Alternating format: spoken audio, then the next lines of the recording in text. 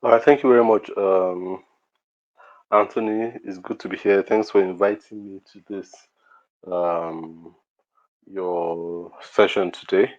Um, I think it's a great thing to have this kind of sessions because, as I always tell people, that when I was starting out as a designer, that was about 20 years ago now, because I started out in 2004, and it was we didn't have forums like this where designers could meet, creatives could meet and discuss ideas, and discuss and have people talk to us, people that were more experienced.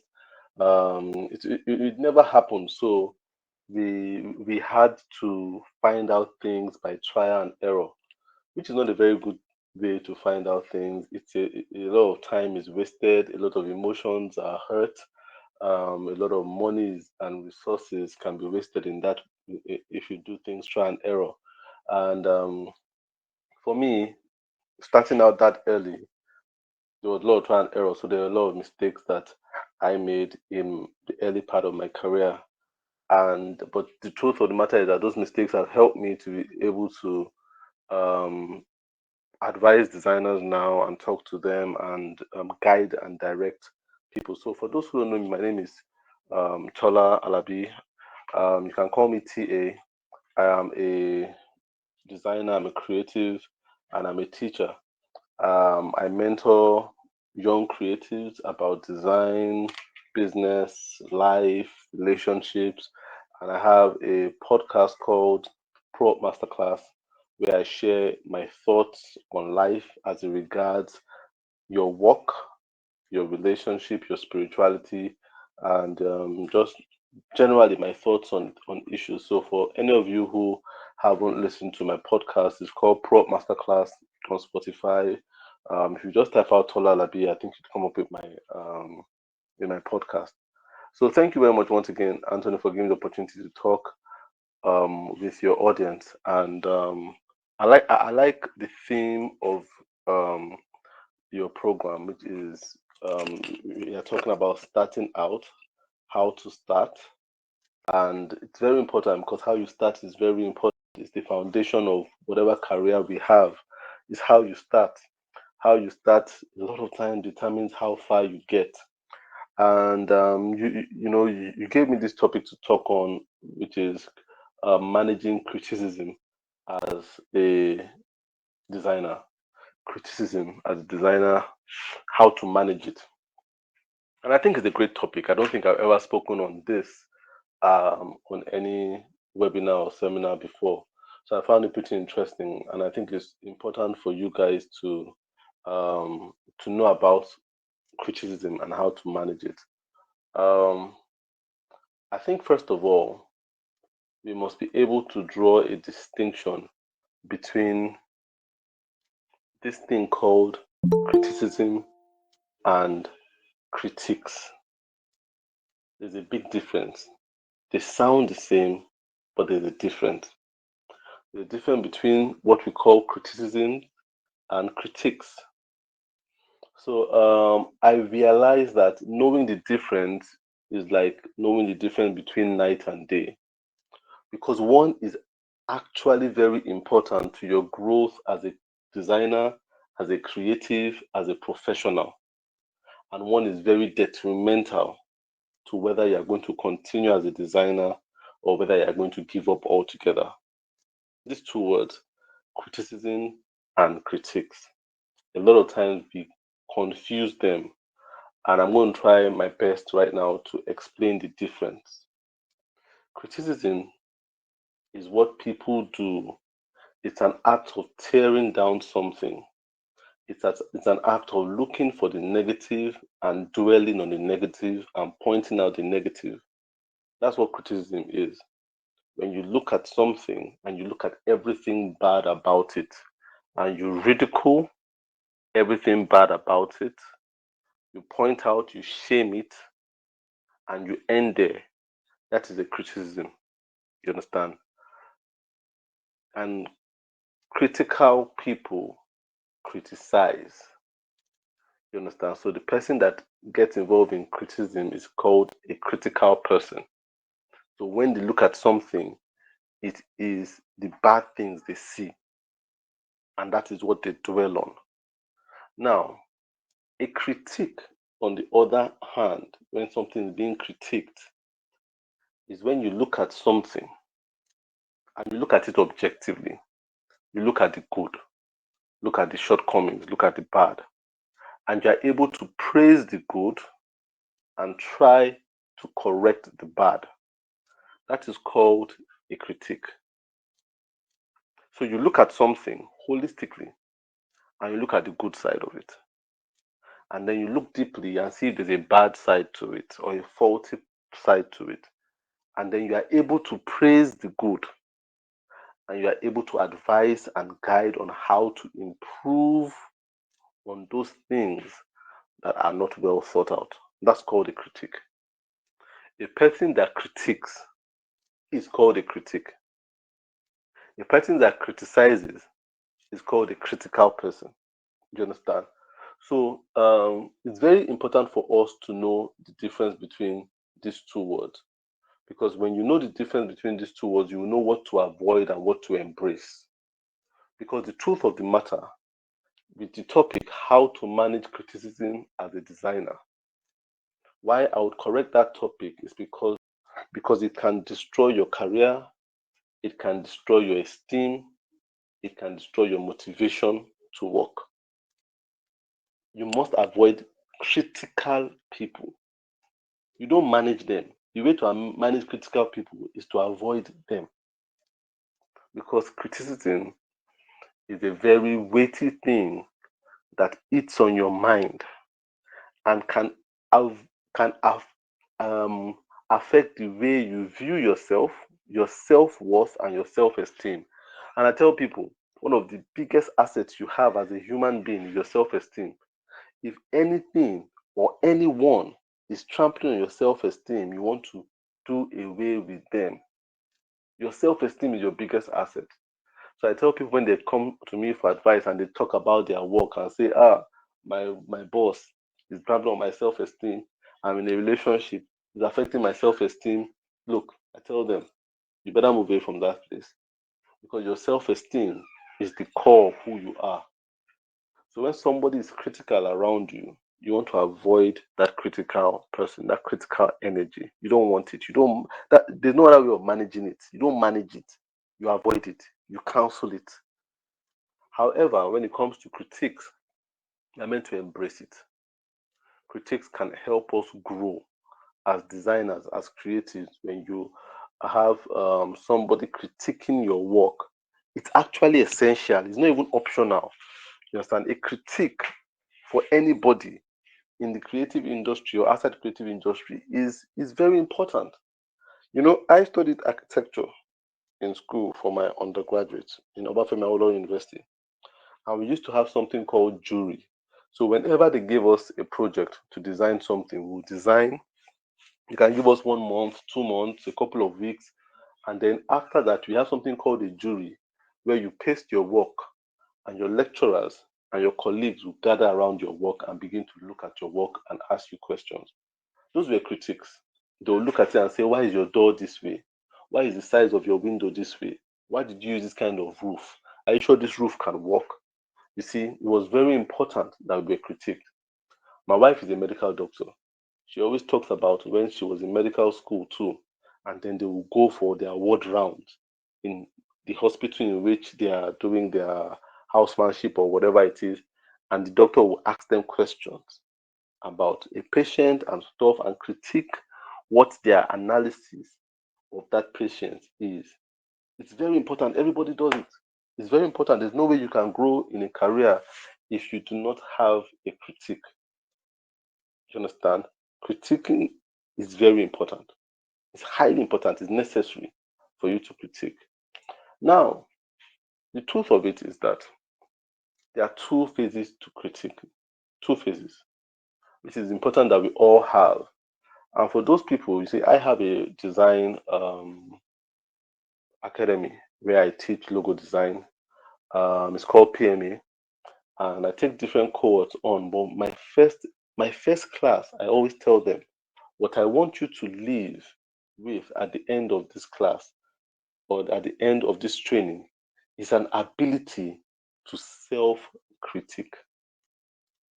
As the first phase of critiquing is self-critiquing.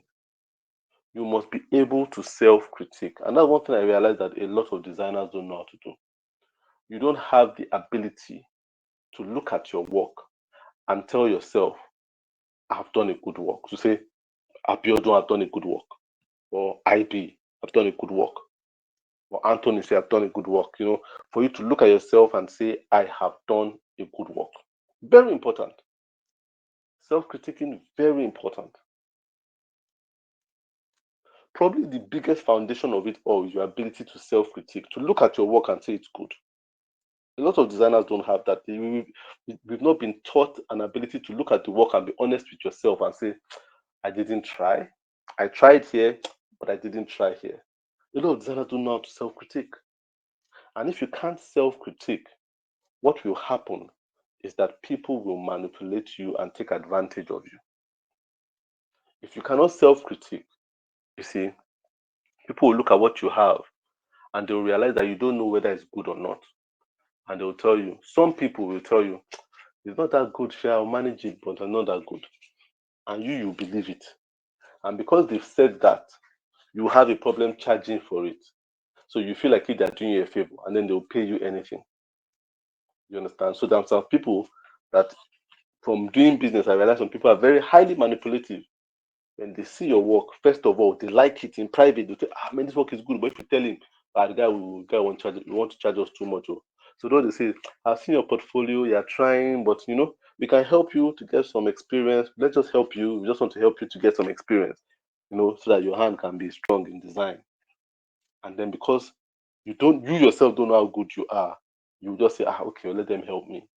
So we'll just help you with 5,000 naira. You're just coming up, that kind of thing. So because you don't know how good you are, so they will manipulate you. Some people are not going to manipulate you, but they will confuse you. And what they mean is that those people, they're not really trying to tell you your work is bad. They actually think your work is bad because they are not exposed to good work. So they'll tell you, you don't have enough color here now. You don't have enough font. You should put more colors in this your stuff. Put more fonts, make it bigger. You understand? Put more animation in your logo. You understand? Put drop shadow there. They're telling you because they are not exposed people, but because you yourself are not sure, you can't self-critique to say whether your work is good or not. You can't stand and say, no, I can't do that. It will spoil this work, and this work is good as it is already. You understand? So your inability to self-critique would always affect whether you get manipulated or confused going forward. Self-critiquing is very important to be able to look at your work and say it is good. Now, why even when we read the Bible, in Genesis, God created the world. And as he created everything, he looked at his work. And what did he say? It is good. He didn't need the permission of angels around him to tell him whether it was good or not. He self-critiqued his work and said it is good. He self-critiqued and looked at man and said it is not good for man too. He looked at it himself. He didn't need outside advice. And God gave each and every one of us that capability to look at our work and say whether it is good, bad, or average. If there's one thing you're going to learn as a designer, is how to look at your product and accurately judge it. I can't tell you how many times that I've looked at something and I'm sure it is good. And I tell somebody that this thing is good. And they'll be attacked. They'll tell me, no. It's not so good. And we don't like it. And I will stand on what I know is good. And do you know what? After 2 weeks, 2 months, sometimes even 2 years, the person will come back and say, you're right, that thing's actually good. We like it now. It still happened very recently. I was doing something and I was sure it was good. This was about 2 years ago. And my wife told me, this thing is not so good. And I told her, this thing is good. And she said it's not so good. And I looked at it, I said, it is one, I know how to self-critique. If I'm not sure, I'll tell you I'm not sure. But this thing I'm sure is good. She said it's not good. And just Last week, this was 2 years later, she came back and said, this thing is actually really good. And I said, remember you were telling me it was not good 2 years ago. And I said, yeah, I don't know, maybe because I wasn't so exposed in it then. You see, if I didn't have the ability to self-critique, I would have stopped that thing. I would have stopped it. I would have changed it. I would have been insecure about it. But the ability to self-critique is very important. That is what helps you to be able to not get manipulated and confused. You see, I meet a lot of designers that send me their work and say, I send this thing to my client, and my client said they don't like it, but I think it's good, but they say they don't like it. Sir, what do you think? And what I tell them, what does it matter what I think? It doesn't matter what I think. If I tell you it's good, do you want me to call your client and tell your client it's good? If I tell you it's good and you don't believe it's good, when you can't get through to me next time, how will you know whether it's good or not? I ask them, what do you think? They say, I think it's good. So then go and tell your client that and tell them why you think it's good. A lot of designers don't know how to do that. You understand? So you get bossed around and thrown around with clients that unnecessarily criticize your work.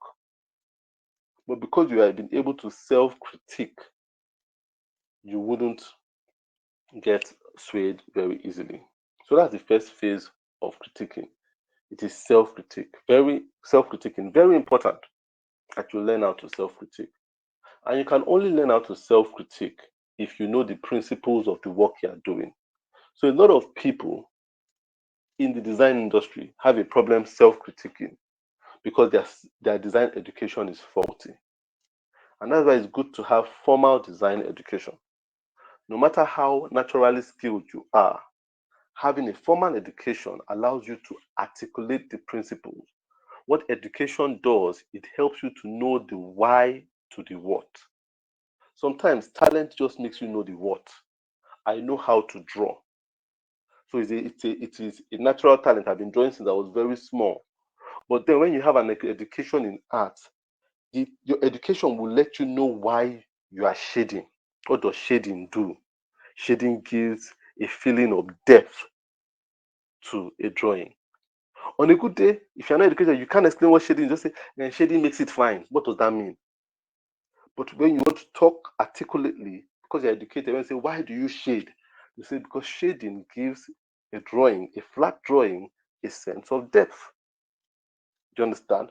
So it's because a lot of designers don't have formal education. What they do, how they learned design was trying, they just got the software and started using it. You understand?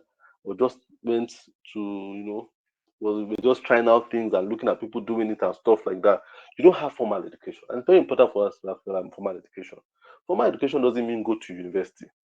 Formal education just means learn under somebody that knows what they are doing and ask them questions and take down notes. That's what the formal education is. It might be going to a 2 week um, training, although I don't believe in all these short trainings that we do, all these crash courses. I don't believe it. But go for one, go for a training. Let someone actually give you a certificate.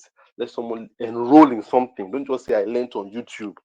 You understand? Those things build insecurity after time. It's good though, you can learn on YouTube. YouTube is amazing. I still learn incredible things on YouTube. But the problem with YouTube is that when you enter in a room of professionals, it wouldn't be enough to say I learned on YouTube. It wouldn't be enough. You'll feel insecure. You understand? So, so you need to, even if you have natural abilities, get a teacher, a mentor, sign up. Look, you know what? I told you I have a design academy. You'll be surprised the people that have signed up for my design academy. Some of them, designers that have experience, as in they've been doing it for 10 years. One of them signed up the other time and asked this guy, because I know he designs well, he's good, I respect his work. I said, why did you sign up for this thing? He said, because you know what? When I learned on the streets. And I don't feel it's accurate enough for me to say I learned on the street. I want to hear someone talk about it professionally, so I can know how to talk about my work professionally. And I respected that. You understand? He knew the what, but he wanted to be able to articulate the why. That's what an education does for you. You understand? So it helps you to be able to self-critique, because when you look at your work, you can weigh your work against the principles. So what you can look at when someone says your work is bad, you can now go and bring out the principles of design. Bad. Why is it bad? Does it have balance? Balance is there. Does it have respect scale? The respect scale. Proportion? Proportion is right. Contrast is there. Use of color works well. Hierarchy works well. Everything is checked. What is bad about it? You see, that's how you can self-critique. But if you don't have an education, you have nothing to weigh your work beside. So you just have a belief that it's good. But by what standard is it good? You understand? But that's how you can shut people up when they tell you your work is terrible. Point out what is bad there. Tell me what is bad. And weigh it against the principles of design, because there are principles of design. It's just like if someone tells you, if you design something and say it's a chair, and someone tells you this is not a chair. First of all, how do you settle such an argument when someone has designed something, calls it a chair, and somebody else says it's not a chair? How do you must go back to the principles of what makes a chair. Number one principle, you all know. Can you sit down on it? You can sit down on it. Point one for you. Do you understand? Is it steady? Is it steady? It's steady. Point two for you. Is it comfortable? Yes, it's comfortable. It's not comfortable, but you now have to think, does a chair have to be comfortable depending on the function? You understand what I'm saying? Then you can start looking at other smaller things that make a chair, but you must have principles that guide what a chair is. You can't just believe it's a chair. If you just believe, then someone can also come and believe it's not a chair. Then two beliefs start arguing because there are no facts, only belief. It is fact that makes belief substantial at the end of the day. So you must have facts about your design work. How many of you know the facts of design, of logo design? Is it legible? Is it scalable? Does it work in one color? You understand? Those are kind of things you kind of ask. You understand? Does it have brand personality? Those are the things you cannot ask. It's not just I like it, I don't like it. No, no, no, not those things. You know. So critiquing, self-critiquing is important, but self-critiquing can only happen when you understand the principles. And you can only understand the principles when you learn somewhat formally from an authority. And this way, having an authority in your life as a professional is very important. As a design professional or someone that aspires to be a professional, have an authority. You don't need too many. You need just one, at most two. But one is okay. Look for somebody whose work is good. Contact them and tell them, I want you to be the authority I am following. You be an authority so that you can look at my work and critique my work for me based on your experience. Very important.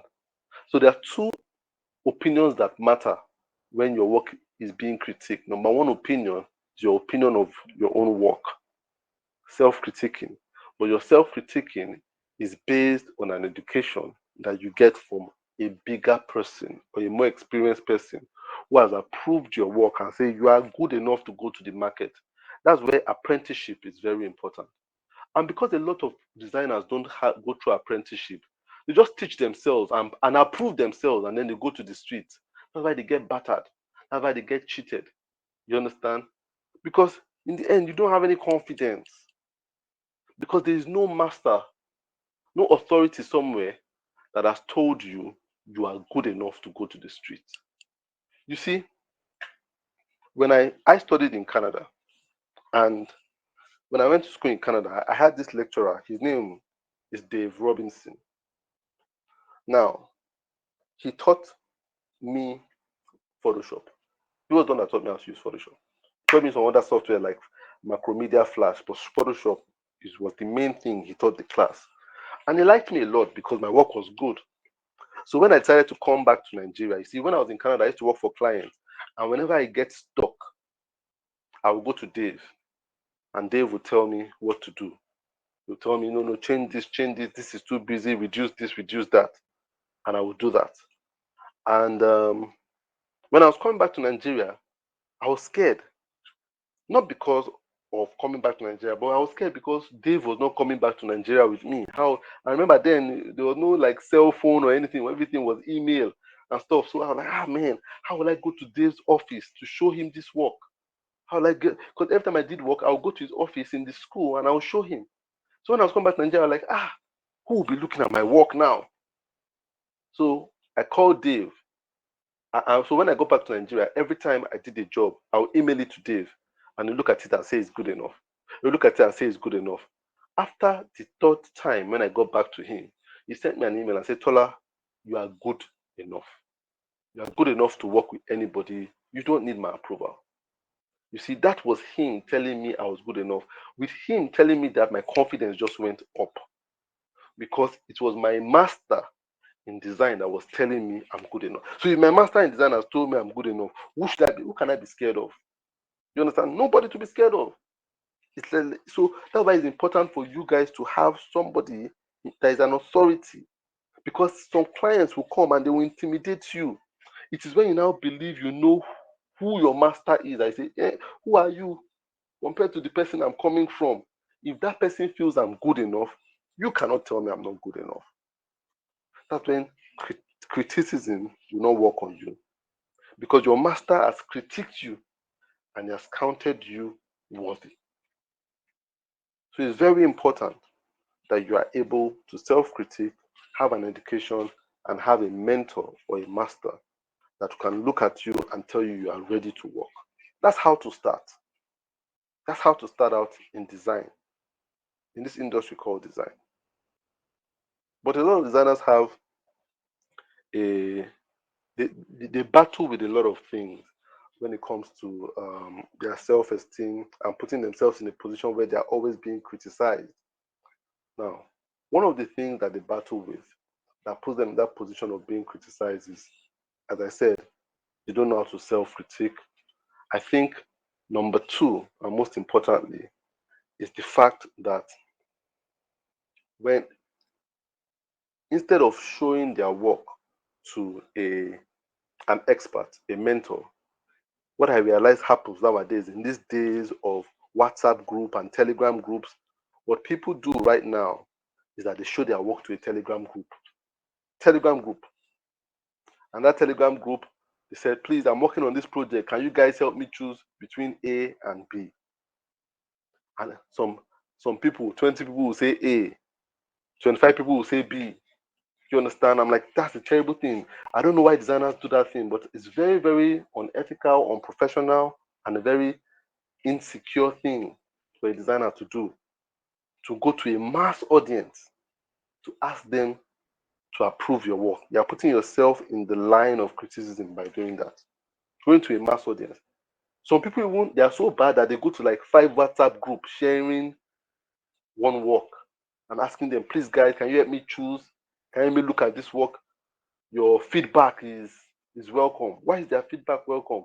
The WhatsApp group of 150 people, 200 people, and you want them to look at one work and you want to get direction from that? No, that's not how. Remember, two most important people, you and your mentor, when it comes to critiquing your work. Let it be you and your mentor, not your WhatsApp group of designers. You get confused by doing that, taking your work to a WhatsApp group and telling them to check your work. That's when people will criticize. People criticize. That's why people tell you, what's the name of this group? Nigeria graphic designer on WhatsApp is toxic. Why is it toxic? It's not toxic. You're the one that took your work there for one of the biggest Facebook groups in Nigerian Facebook groups of designer in Nigeria, the biggest. You went to go and put your work there for them to criticize your work.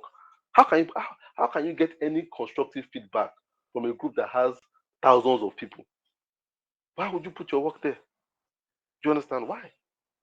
If you get feedback, of course you get criticisms. You get people that will tear down your work. And there are two reasons why you get criticisms from showing your work to a lot of people. Number one reason why you show your work, why you get criticism from from showing your work to a lot of people It's because when you show your work to a lot of people, you will meet three type of people. You will meet the inexperienced, you will meet the jealous, and you will meet the unhappy. The inexperienced, the jealous, and the unhappy. That is why people feel Ninja graphic designers group on Facebook is toxic. It is not toxic. They have quality content, they have quality competitions, quality challenges. I like it. I follow them. It's good. The problem is people that put up their work on Ninja graphic designers for people to critique. That's not a critique. That is putting yourself up for criticism. Because in that group, you have the inexperienced people, people that just started graphic design yesterday, 2 weeks ago.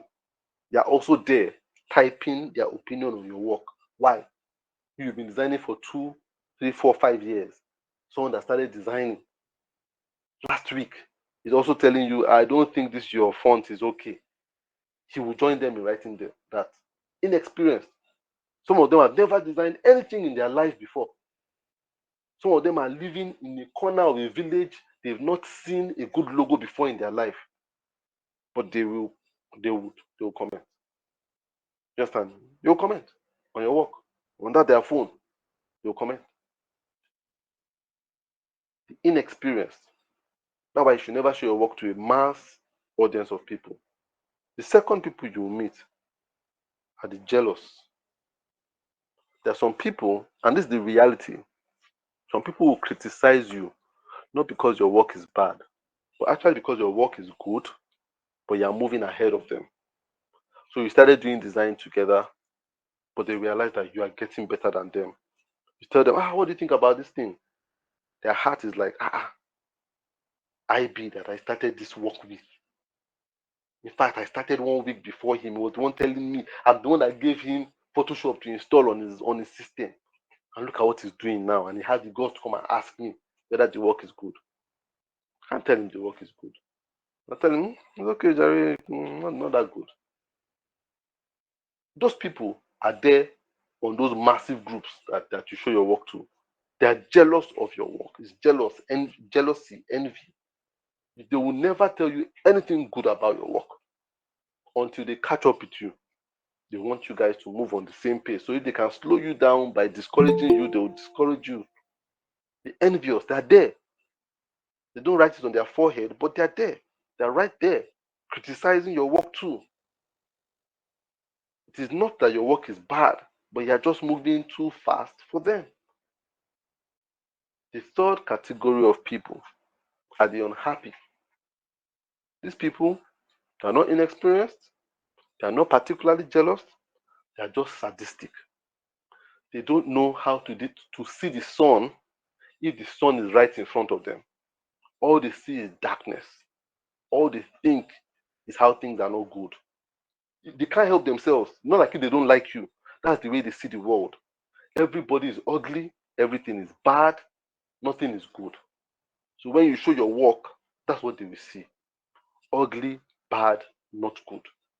They can't help themselves. If you ask them seriously, they'll look at it and they will always see something ugly, bad about it. They will never see the good. They're just inherently sad people. They're there. There are very many on this platform called X. There are too many there. Sadistic people. Sadistic. It was hard for me to adjust to X because there were too many sadistic, especially in that creative industry. Their mouth was too bad. And I just thought, who is this person? You understand? Why are you so toxic? Why are you so caustic in your words about somebody's work? When a new company launches their logo, they will just say something bad about it because they are unhappy. They are unhappy with their life. That unhappiness has been with them from childhood. It's not about you. It's just that they don't like your work. They don't like life. And someone that doesn't like their life, how can they like your work? So when you put your work to a mass audience, be ready for the inexperienced, the jealous and envious, and the sadistic and unhappy people. And those people will criticize your work. And imagine if you have all these people talking about your work. It's enough for you to give up doing design. And that's why we must go in the direction I talked about earlier. You must be able to self-critique. You must be able to have an education so that you can know the principles and be guided by the principles, not the emotions of other people. And then you must have a mentor that's gone ahead of you, that is better than you, and can tell you you are ready. But no matter what anybody tells you, you are good. You see, I have a mentoring club, and that's what I try to do with my mentees. Number one is to build their confidence. People that join my mentoring club, they know now that I don't, first of all, is to build your confidence, your esteem. Once I can build that your esteem, your work will improve automatically. It's your esteem that improves your work. You understand? Your esteem that improves your work. Look, a lot of people have this mentality that they lack confidence because they've been criticized too much.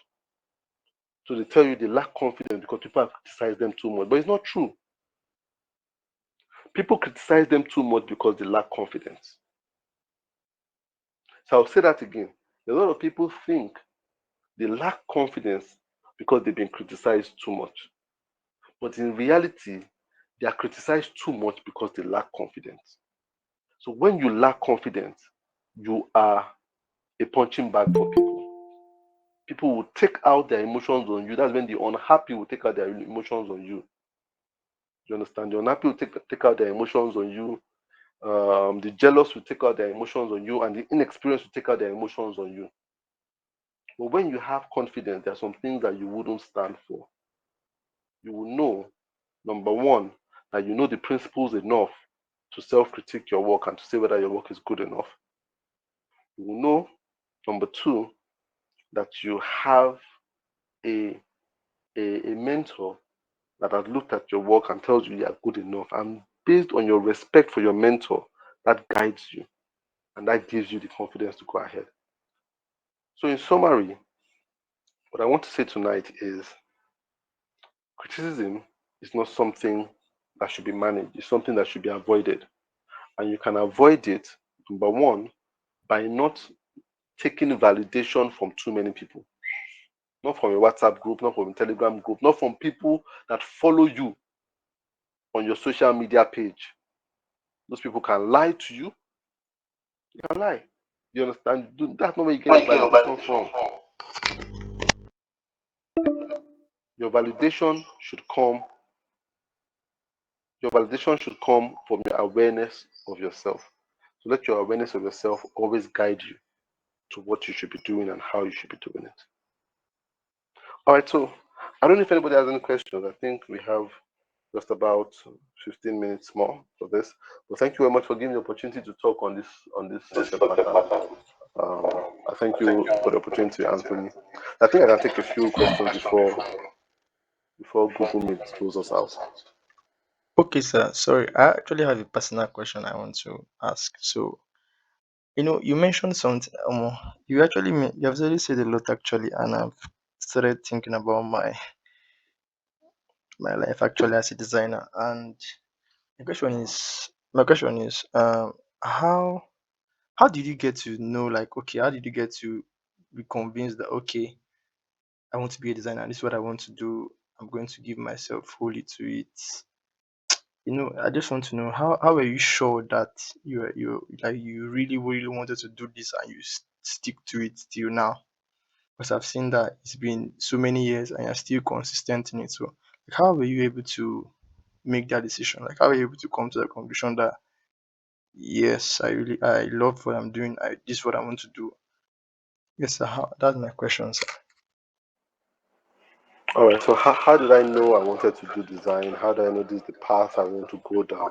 Okay, so I'll answer that question. Number one, I know the much I know, Anthony, is that what I know is that I want to do design today. I don't know whether I want to do design tomorrow, and I don't bother myself with that. Mm. The problem is that a lot of us we bother ourselves with something we can commit ourselves to for the rest of our lives. That's too much of a burden. And that's why we don't commit ourselves. We're like, am I going to do this thing for the rest of my life? No, that's not important. What is important is something you want to do today. And by the time you do it today, today, today, today, by the time you look back, you realize you've amassed like thousands of days of todays. Do you understand what I'm saying? I never ever thought I'll be doing design for 20 years. I didn't think so. I just thought that at that point I would pick my interest. I wanted to do it. I'm the kind of person I go after what I want to do now. And I don't think too much about whether I'll still like it tomorrow. When I started my YouTube channel, I wanted to do it then. I had only one content in mind. One content. I didn't know what the next video was going to be. I just did that one content. And after that, I had inspiration for another content. Inspiration for another content. When I started my podcast, trust me, I just wanted to record something for podcast. I have no idea about whether I'll be doing it in 20 years' time. No, I don't have that. I don't think that way. I just commit myself to what I want to do now. Like right now, I'm very into. I'm loving that AI space, creating AI art. I love it. I'm loving it now, but it's not like where I want to build a career in it. No, I love it now. When I wake up tomorrow morning, I'll see whether I'll still love it. But I respect myself enough to stop doing things when I don't love it anymore. I respect myself enough to stop doing things. So but at the point I was doing web design, I stopped liking it. I stopped it. You understand? I was doing 3D animation. I stopped it after a while. You understand? When I stop loving something, that's the end. For me, that's the end. I move on to the next thing. So I never compromise my passion level for something, and at the same time, I never overextend my passion level too to say I want to be doing this thing for till I'm 80 years old. No, no, no, no, no, no, no. I only know about today, right now. So for me, that's how it has been for doing graphic design. Um, I knew I loved to draw when I was very small. I knew I loved to draw. That was just me. You understand? From very early on, that was my passion, drawing, and I used to do it. So when I left secondary school and I left university, I didn't know what to do with my life. And then I had to go back and think, what are the things you've ever loved before? And the only thing I could think about was drawing. I loved drawing. And I just said, okay, how can I start drawing now? What is the modern day equivalent of drawing now? And that's how I found graphic design. It was just more interesting to me because it was drawing on steroids. In the fact that drawing was pencil on paper, graphic design was on computer, and you could use lots of colors. Just like right now, I realize that AI is the future of design. So when I look at it, I'm like, oh man, you can create anything just by prompting it. That's what I want to do. You understand? I enjoy teaching. I enjoy speaking. If I don't like it, I won't do it. Look, and that's why when you sent me to talk on your platform today, I wanted to do it. If I didn't want to do it, I would have told you I don't want to do it. I've told people that before. I don't like this your topic. I'll tell you I don't like your topic. If I don't feel passionate about it, I won't do it. You understand? And that's how I keep doing what I'm doing because I check my gauge every single day. Just like those of you that drive, every single morning you must check your water in your radiator and check your oil. So every day I check my water in my radiator on whether my graphic design radiator is there still water there. Okay, I still want to do it. I check the oil too, my creativity oil. I still want to do it. I can drive it. The day I don't want to do it again, that will be the end of it. I won't have any holds back about not doing it. And that's the way I've been able to stay. So I don't stay by constraint. I stay by my own decision every day. It's not constrained at all. I hope that helps you answer that answers the question anyway.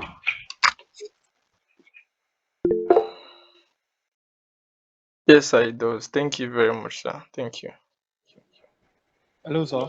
I have a question. All right, go ahead. Yeah, thank you for the lecture, sir. And sir, my question is, how can one join your mentorship class?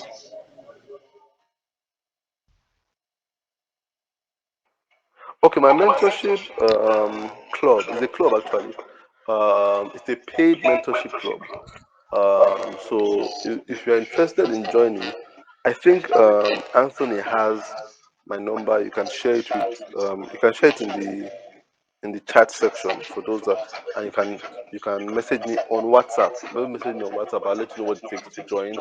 So that's paid, but at the same time, I still have my Telegram group for those that might not have the funds to join my mentoring club. Come to my Telegram group where people ask questions. As much as I have time, I answer people's questions there. ID is a member of my Telegram group. So if you want to join Telegram group, join the Telegram group and ask questions there. If you feel like you don't have the money for the mentoring club, the only difference is that the mentoring club, I do one-on-one sessions with people, one-on-one. So I follow them much more closely. You understand? And the Telegram group where I answer the questions generally. My mentoring club is one-on-one where I'm able to talk to you about your career, about your decisions, and able to look at your work personally. I don't have that time for everybody.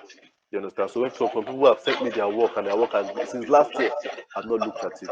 Not because I don't want to look at it, but because my time is very precious. You understand? I don't have the luxury of time to look at everybody's work. That's why I now have that mentoring group to be able to do one-on-one sessions with people.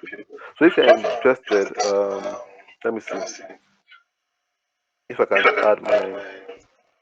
I'll try to add my WhatsApp link in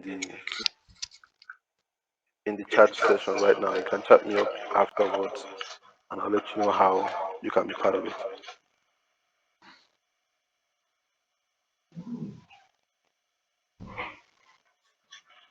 Anyone that is part of my Telegram group, please just join. Please just send the link. If you have the link, you can send it. Um, I'll see if you can send it. If IB has it, you can send it. Um, I don't know if it's any other person that is part of it here. All right, thanks IB. All right. Okay, Any sir, other I have a question? question. All right, blessing. Okay, Oh, sir, my blessed, question is blessed gospel. What's your name actually? gospel. Your name is Gospel. Yes, Ah, so your real name is Blessed Gospel. yes. All right, that's incredible. All right, go ahead, Gospel. Okay, sir, my question is your design academy as same as your mentorship class? No, no, no. They are different. My design academy um, is a 3 month program. My mentorship I call it a lifetime mentoring. So it's a one-time payment for lifetime mentoring. So some people have been part of it for about 4 years now, some 2 years. But the design academy, I teach you about logo design. So we talk about logo design. It has 12 classes. So I teach you how to think about logo design, how to self-critique, how to be able to talk about your branding. You understand? To understand the principles of design. So that is actually it's a training. There's one ongoing right now that just started. For anybody that wants to join, that one just started. We've had only one class. All the classes are recorded. So we just had the introductory class. We meet every Monday. I would send a link to that also to the chat section if you are interested in that. But there are two different things: the mentoring and the academy. So there are three. Okay, I'll put it this way: there are almost like four services I give. There's the mentoring, which is paid, the academy, which is also paid. Then there's the Telegram group where I answer design related questions, which is free. I have my podcast free to listen to. I have my YouTube channel, but I'm not updating it as much as I should. I'm focusing more on my podcast. But those are the ways in which you can connect with me if you are interested in connecting with me. Okay, sir. Sir, the number you posted now is your WhatsApp number, right? Yeah, that's my WhatsApp number. So we can get it from you too. Okay. Yeah, thank Yeah, you. I will send. I'm going to put up the link to the academy if you are interested in being a part of that. I think I still have that. It's called PME if you're interested. Okay, sir. All right, thanks, Gospel. Thank you, Any sir. other question?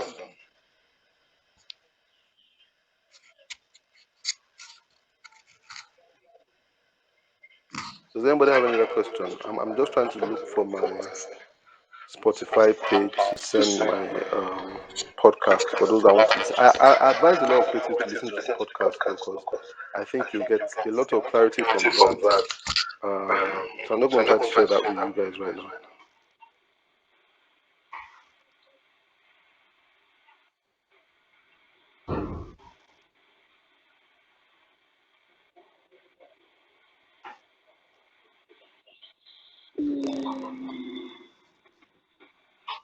So do we have any other questions before that we have to go? Because Anthony, I think I'm done on my end here. If you feel you have questions you want to ask me personally, contact me on WhatsApp.